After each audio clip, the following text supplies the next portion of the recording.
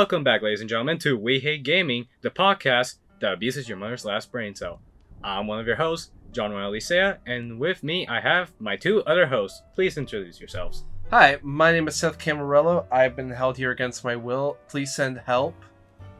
I'm Jaden Sanchez. I don't know how I got here. And here today, we hate gaming so much that we're not going to talk about it actually. Today, we're going to discuss the topic of animation. Animated movies, animated media in general, and overall just our general opinions over the medium, for lack of a better word. Seth, would you please start off the topic as you have the most expertise in such a medium? Okay, so, animation, dude. It's one of those things that is. It's one of the. I believe it's one of the greatest art forms of the generation. Really. Preach. Would you shut up? I'm a little biased here, okay? But dude, I love animation, my dude. I mean, hell, one of my favorite movies of all time is Spider-Man Into the Spider-Verse, and that movie really changed the game as we know in terms of modern animation. And it's the type of medium that can really just do anything. And it really makes me mad that a lot of people just see it as nothing more than like a kid's genre, you know? I have to fully agree with that, especially in recent years. It's a great feeling seeing animated movies, whether it be CGI or like full on or like fully drawn out animation, and whether it be movies or games. For example, Cuphead, all of that is hand drawn. Yeah. But that's it. Now that you mentioned Into the Spider-Verse, that actually reminds me of something that earlier today I was thinking about.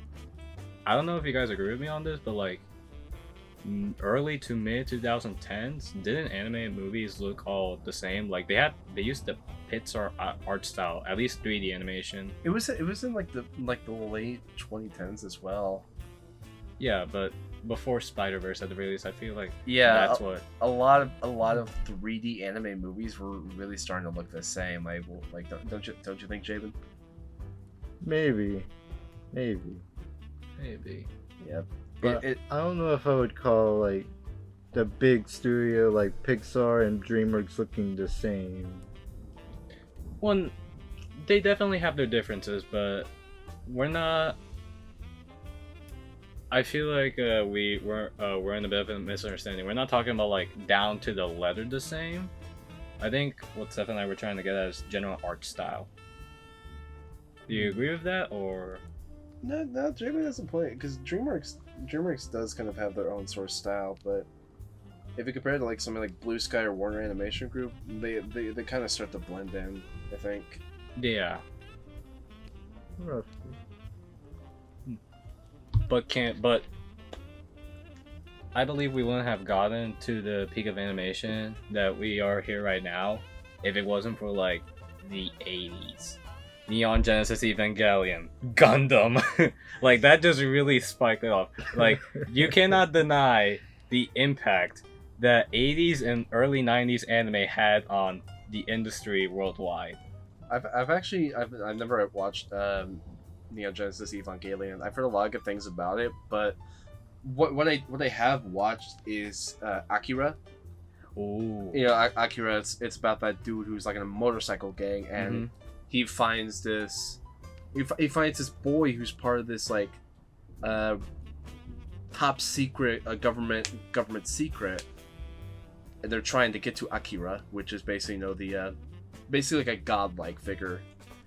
And dude, that movie is gorgeous. The movie's animated on ones, which if you don't know means, generally speaking, in animation, it's done in most animation is done in I think 12 frames per second.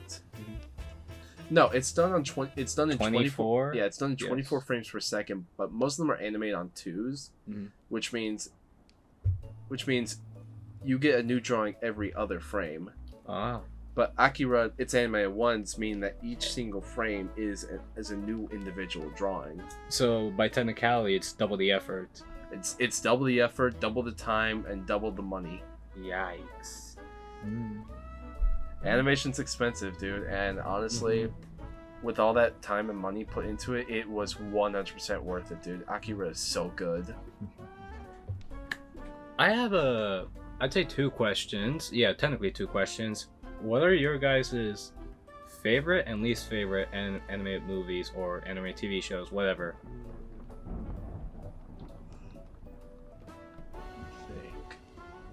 Because I already said Spyverse, so I gotta come up with something else.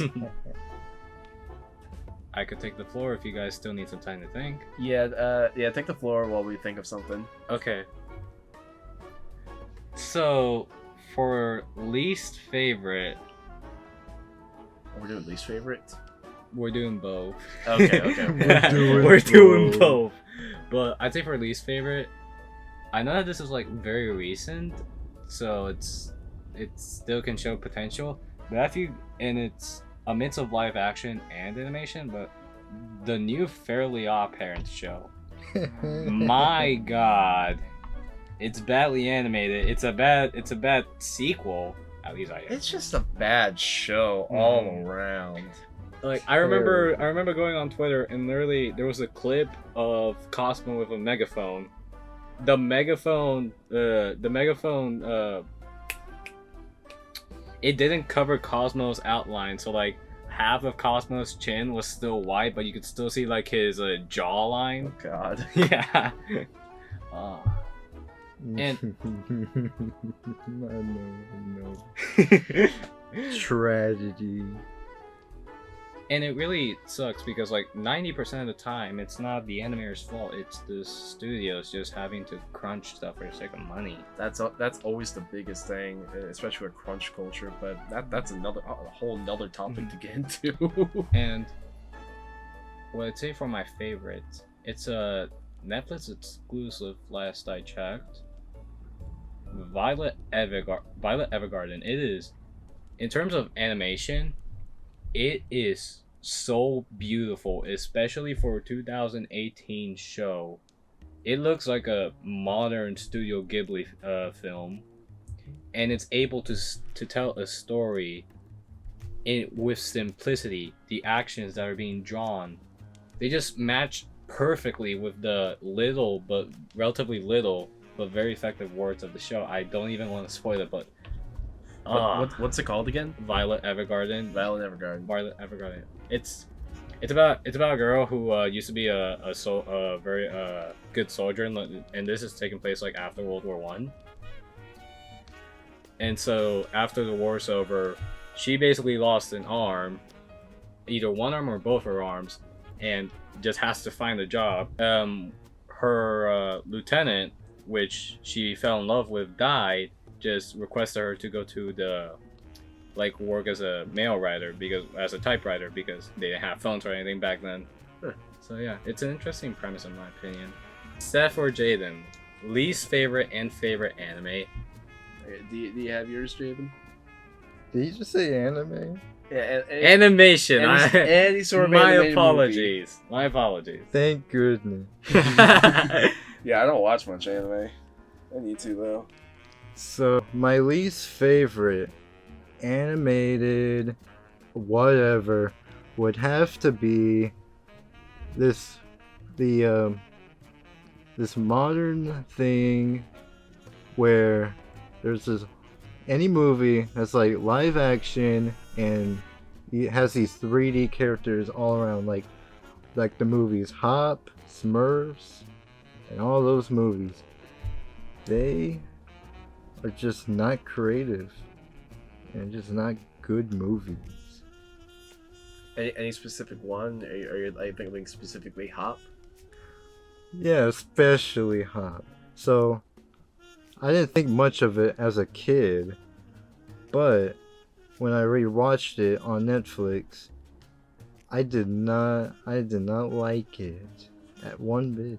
Yep. So, because the script for one thing, I was watching it on Netflix, and there's a scene of the family getting together, and I remember, and like, there's this, the main human character was going through something, and then this little kid was like, oh, that's why I will be better than you. And I was like, there's no way an actual little kid would say that. And I just stopped. I'm better than you, Dad.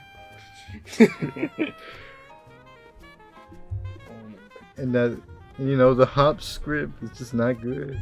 There's been that whole generation where they're doing like those hybrid things, the live action with the CGI. I remember the first one was like Alvin and the Chipmunks, right? Yeah. Yeah, if it wasn't Alvin and the Chipmunks, then it was definitely Transformers.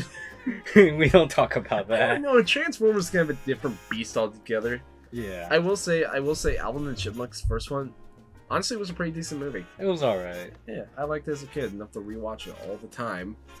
I feel like, while we're talking about Alvin and the Chipmunks, I feel like out of the 4, because I just learned that there's a 4th one like 2 weeks ago. Oh yeah, there's 4 of There's them. 4. All 4. What was the 4th one? It was like Road Ship or something? I don't know. I don't even remember. I think it was Chipwreck. Chipwreck. No, that was the 3rd one. But out of the 4, I think only the first one was self-aware of what it was trying to be, and just went with it. While the other 2, Honestly, yeah, and the main villain was really funny. yeah, I don't know his name. Caped Baldy. The Cape Baldy, yeah. The Caped Baldy. Yeah. No. Oh god, now I have 2 favorite animations to list. Shoot them away. Shoot them away. Oh wait, you still haven't said your favorite, Jabin. Oh. Yes, I still haven't. Thanks, guys. We just love cutting you off, man. That's the plan. So, moving on to all that. My favorite animated movie would have to probably be, since I don't have much experience watching film and all that stuff, so I'm going by what I was exposed to as a child. It'd have to be Shrek 2. I need a hero. Yeah. Yeah. I'm the hero. I'm old enough for a hero to the end of the night. And it's gotta be strong, and it's gotta be fast, and it's gotta be fast as the light. I need a hero. Sorry, Jane. Thank you, fellas. So in Shrek 2, it's about this guy named Shrek, and Is he green? he has many layers as well. So he's an onion. Just like him. So Shrek, let's see. You know, after events of the first movie, he got a wife named Fiona, and Donkey is living with him. And you know, happy relationship and all that. But then he gotta go meet her royal parents. Oh no. Oh no. How can an ogre go and visit their human parents? It's a great problem they have to deal with. While we're in the topic of Shrek, I know it's not animation, but I want to mention it real quick. Y'all know about Shrek the musical? Yeah. Okay. It may have completely missed the entire point of the movie, but it was still fun. Moving on. Jin, any particular reason why this is your favorite? I like the music. I like the story. You like a good drama built story with some comedy in it, I see. Sure, yeah. It's also just like a cultural icon at this point, more so than the first movie, I'd say. Yeah, definitely. Alright, Seth, your list. People actually listen to this. Anyways, yeah, but I think my favorite movie, I already listed Spider-Verse, and I know I have a favorite series, but if we're sticking strictly to movies, I'll start with my least favorite. My least favorite. This one, I know some people probably wouldn't count it, but I will anyways, due to technicality. The live action Lion King remake.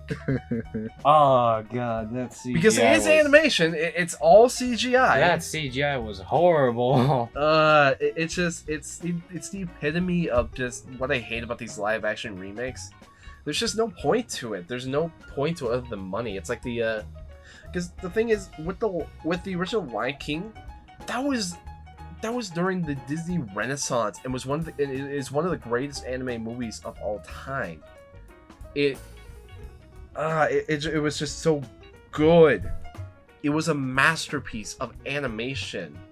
And Everything came together so well. The character work, the colors, everything, and it was just, and none of that translates to the live action remake. And it just kind of shows the strengths that animation has over live action.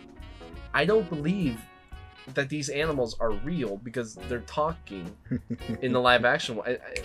I know it sounds kind of hard to believe, but in the anime one, you have a suspension of disbelief.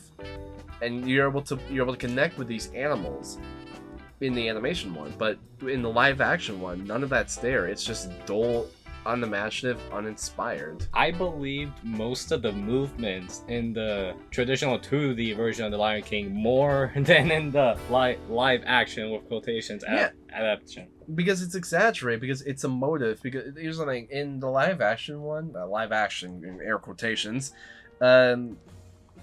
technically speaking, that is how real animals would emote.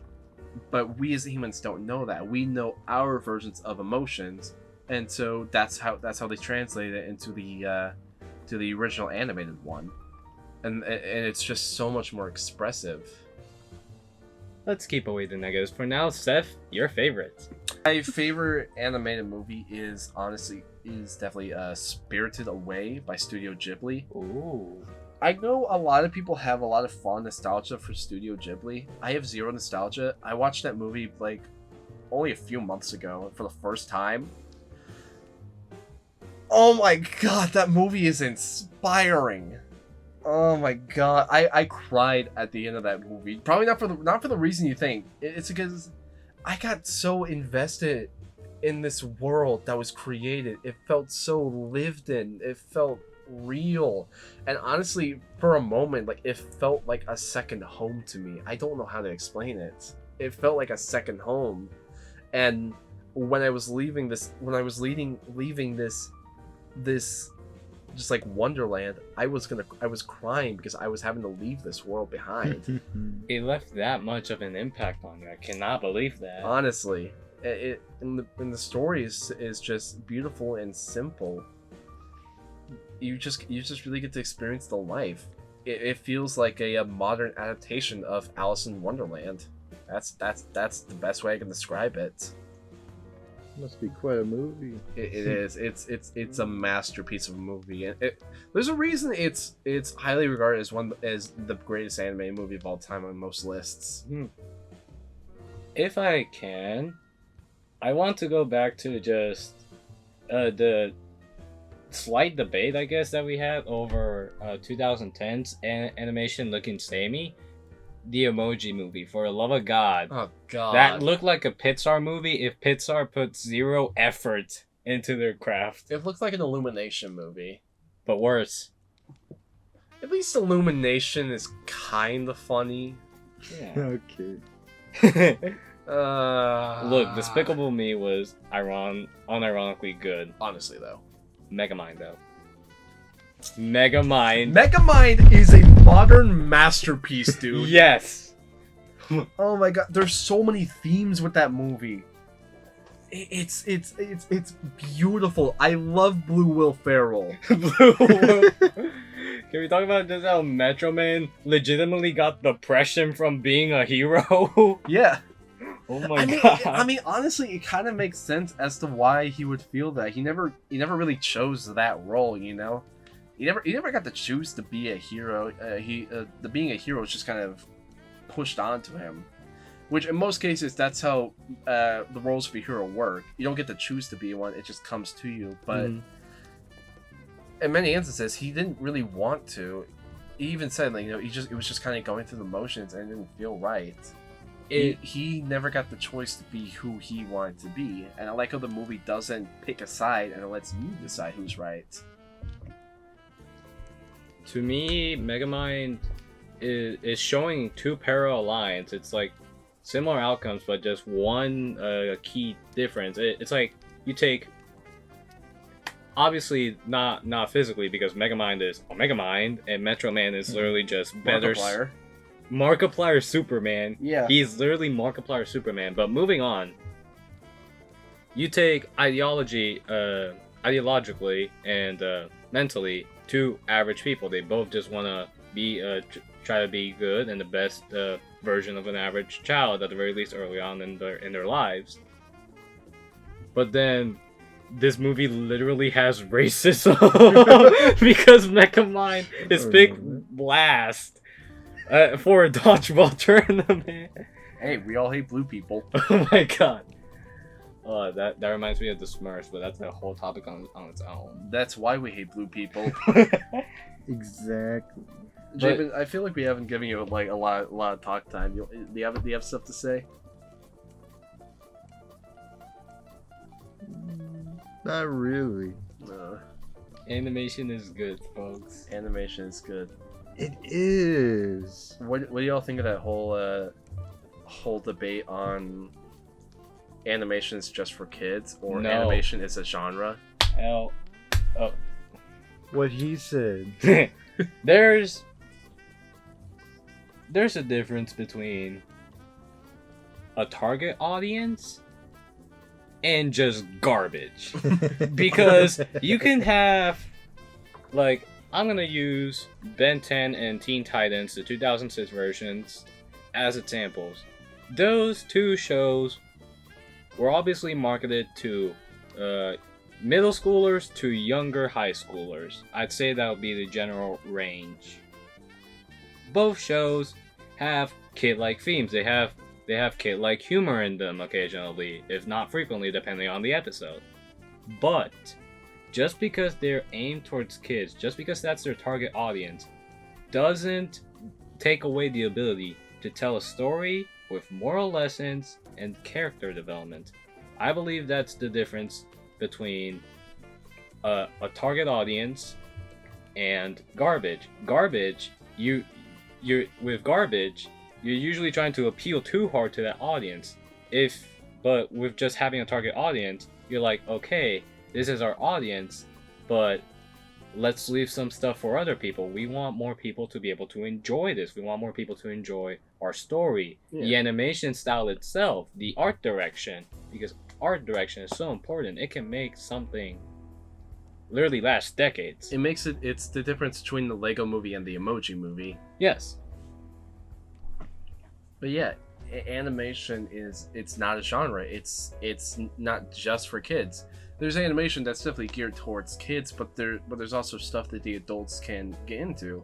I will admit that a lot of animation is simple children's story, but let's take a Kung Fu Panda for example.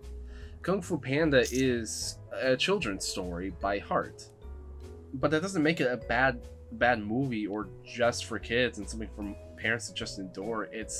There's stuff that parents and adults can take away from it. The whole movie isn't just about this funny fat panda fighting a tiger. Well, you can see it that way. That's all it is. That's all it ever was.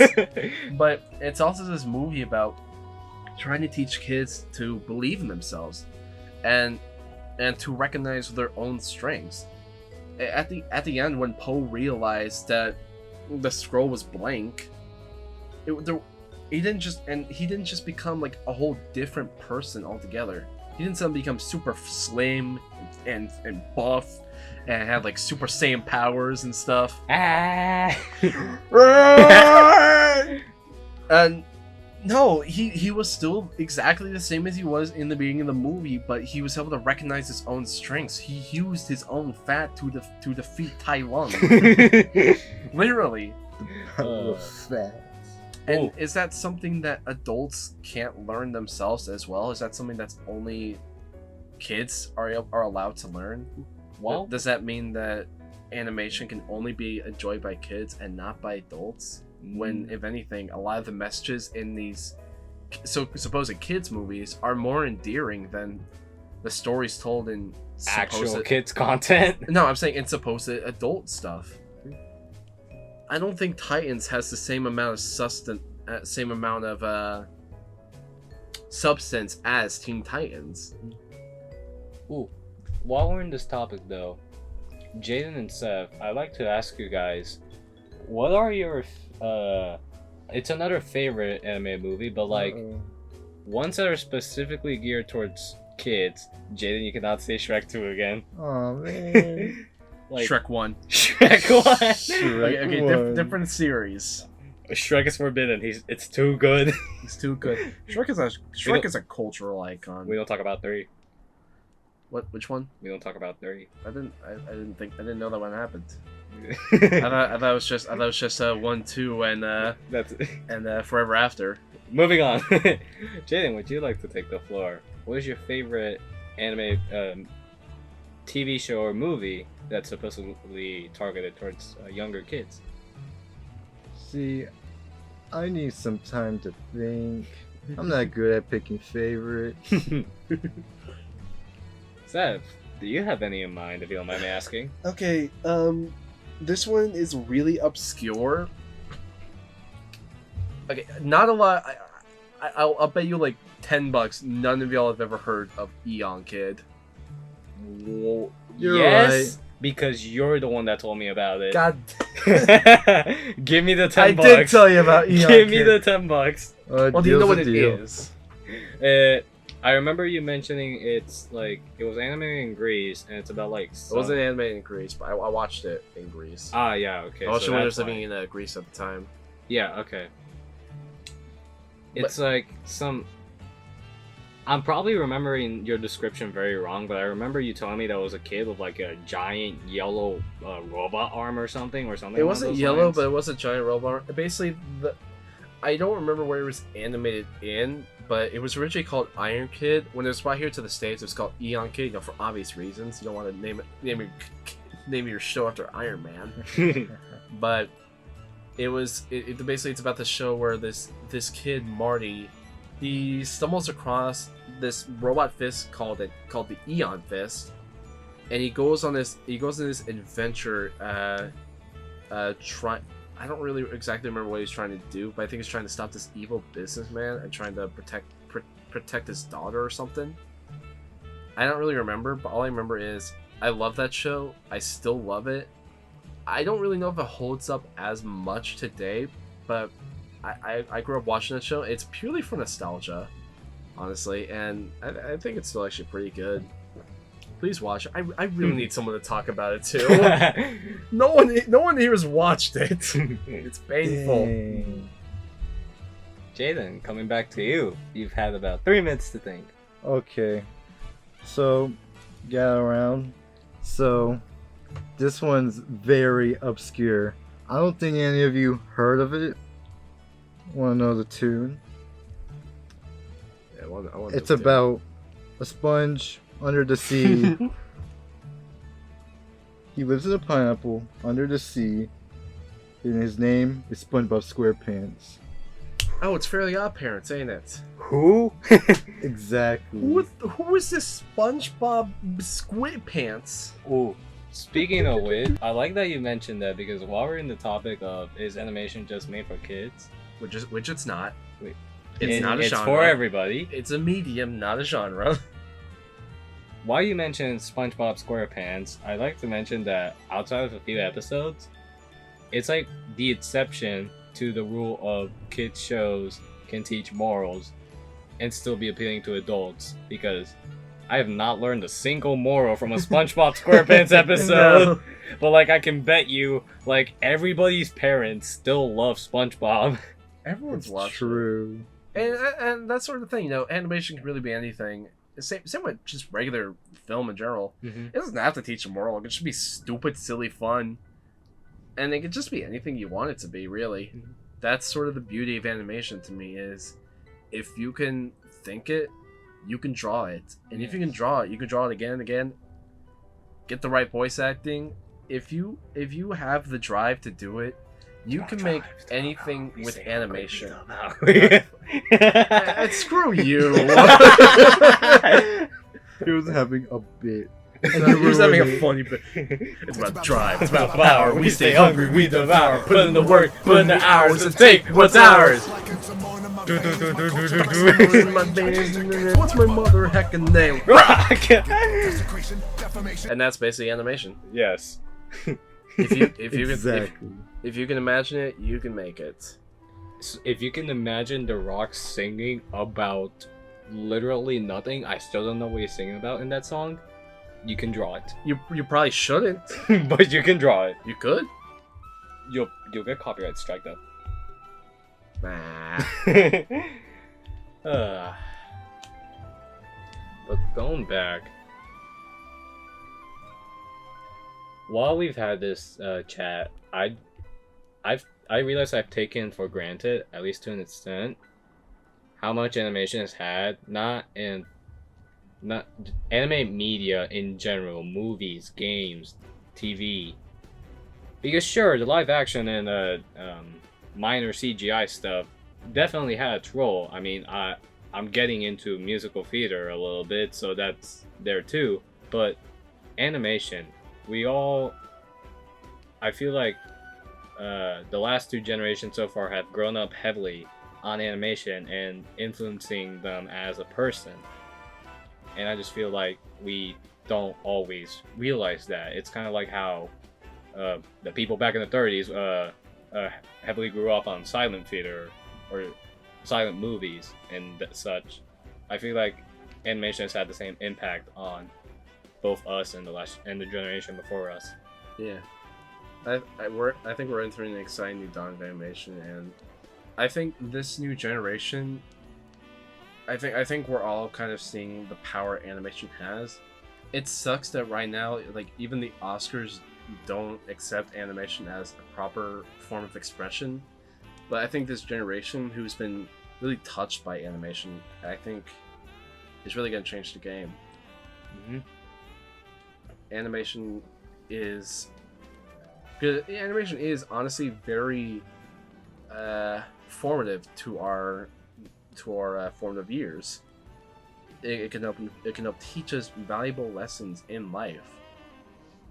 Spider-Verse taught us that we just have to keep trying, and we need to do it our own way. If it doesn't work like how anyone else is doing it, just do it your own way. Change the game, restart. Change the game, restart, and do it how you would do it. And that's why I'm critical of things like the Emoji Movie, Wonder Park, any sort of lazy animated movie that comes out, because imagine that being the movie you're growing up with. What are you gonna be teaching that kid? Nothing. Like, if your movie, animated or otherwise, but specifically animated as it's growing, that's really why we're talking about it. But in your movie, your medium, or whatever, if it's not trying to teach a lesson, at least vocally, at the very least, put in your actual creative effort. Put in your actual desire into the movie. Unless if it's R-rated, for the love of God. Yeah. Moving on. But getting to the point, if it cannot inspire in terms of morality, but you still wanted to give it your best shot, try to inspire in terms of creativity, whether that be going wild with the art style, choosing an older art form or art style to stand out. Heck, toning down the frame rate like Spider-Verse did. Yeah, and doing it as an artistic choice. Mm-hmm. Because spawning creativity, even if you're not the artsy type yourself, it can get you to think of ideas similar to dreams, and how many artists and scientists alike came up with many of their drawings and formulas and solutions within dreams. Animation, at least to me, is similar to a dream in terms of creative potential and what you're able to do. And you don't have to be good at drawing either. Just take a look at stick figure animations. Vyun, there's the animator Vyun. Her art is very crude, but it's still inspiring, and her animations deliver deep, thought-provoking themes. Stick fights though. Honestly, Stick fights. but yeah, we gotta be wrapping this up soon. Do we want to give any final words before we send off?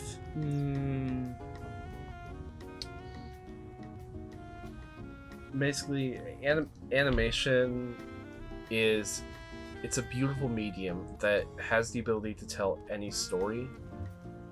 By limiting it to just being a kid's genre, you limit it of having so much potential.